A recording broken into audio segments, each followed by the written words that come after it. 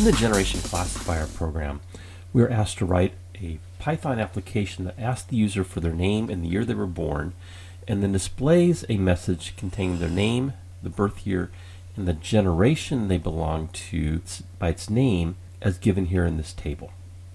So if somebody was born in, say, 1967, they would be Generation X. If they were born in 2015, they'd be Generation Alpha.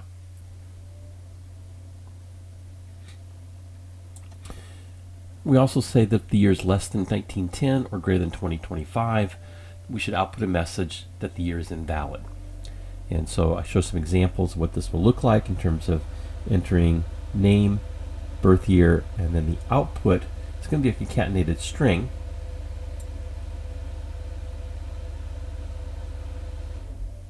Some other examples. And here's one where the year was before 1910, so we're told it's invalid, and one where it was after 2025, and again told it was invalid. Let's take a look at my code. I start my code with the print statement of the name of the project, who it was developed by, and then I have a print statement that is a multi-line print where I'm using the 3 quotes so that everything is formatted inside that with my carriage returns and spacing. So I simply tell them what the program's going to do and provide a little table here of start year, end year, and the classification of the generation, and using tabs to do that. So this backspace T is an escape character for the tab, and so we have each of the 7 different generations listed here. Now we need to get some input from the user. We're going to ask them to enter their name. That's going to go into a variable called user. Ask them to enter their birth year as a 4-digit integer, and that's going to be converted from a string to an int data type and go into the variable called birth. Our process then is I'm going to have another variable called gen. This is going to be the title for our generation, and we'll use some if, elif, else statements, or if, else statements. So if the birth is less than 1910 or the birth is greater than 225, we're going to say that the birth is outside the range. So we're going to print the birth year you entered was invalid. It must be between 1910 and 2025, and then we're going to terminate. Since it's only going to do one of these forks, none of the others would get utilized. And then at the end I have an if statement that if it's between those, then it will print out the value. So if this is true, this one's going to be false, and this code never gets executed. Now with the if and elif, spacing is important. So these are indented 4 spaces for the next line to declare the structure here that this is part of that if statement. Now if that's not true, it's going to check the elif of is birth less than 1924. Now what I could have done here for this elif is say if birth is greater than or equal to 1910 and birth is less than or equal to 1924, we would say that this person belongs to the greatest generation. But if I make these in the correct order and just looking at the lower end of the spectrum on each of these, we can simply do them in the order, and we don't have to do this complex Boolean expression. Either way works, just a little less typing.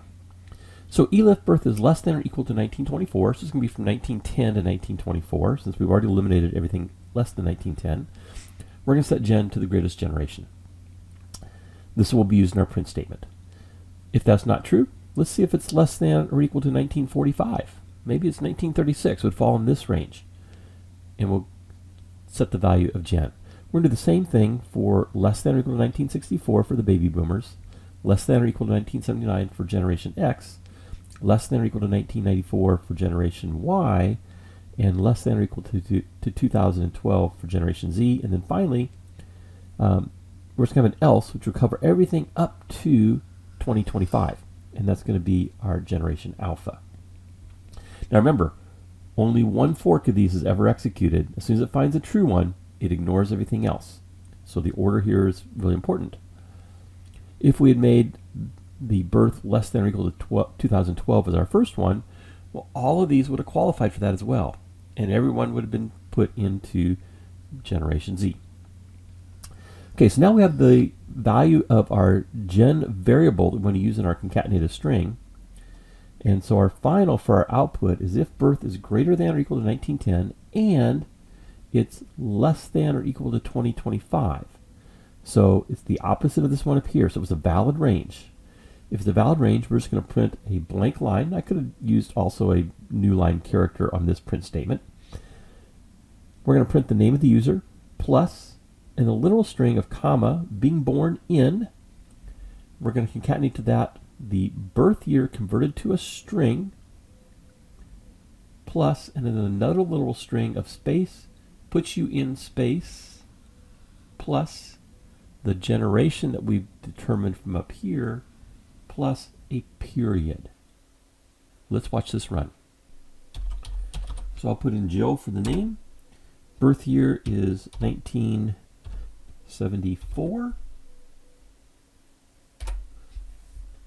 And Jill is told that being born in 1974 puts her in the Generation X baby busters that runs from 65 to 79. Well, let's try another one, because when you're testing this, you should make sure that you test everything. So we're going to do Wally. Wally was born in 1908. And we're told that that birth year is invalid. It needs to be between 1910 and 2025. We'll run it one more time. Put in Kyle. Kyle was born in 1997. Puts him in Generation Z. So each time I run this, I want to check and make sure that going into the proper table, that everything here is listed correctly, and I'm getting the correct results. Watch for any spelling errors. Make sure you read through this very carefully. So if, for example, I've got a little spelling error here in generation, I'd want to go back and fix that. So I'm going to come back up here and change that to generation. Save. Run again.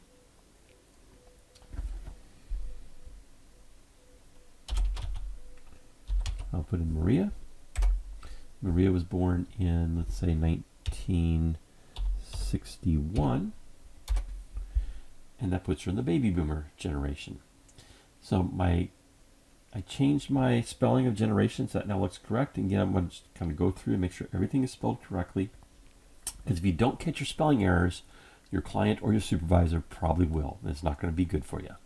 And that is the Generation Classifier. Make sure again that you test every single one of these, that they all work and look correct. If you just jumped into this video and haven't seen the prior videos to this, I invite you to check out my Python playlist of videos. And if you'd like to be alerted to future videos that I create, you can click my picture up in the top right and subscribe to the channel.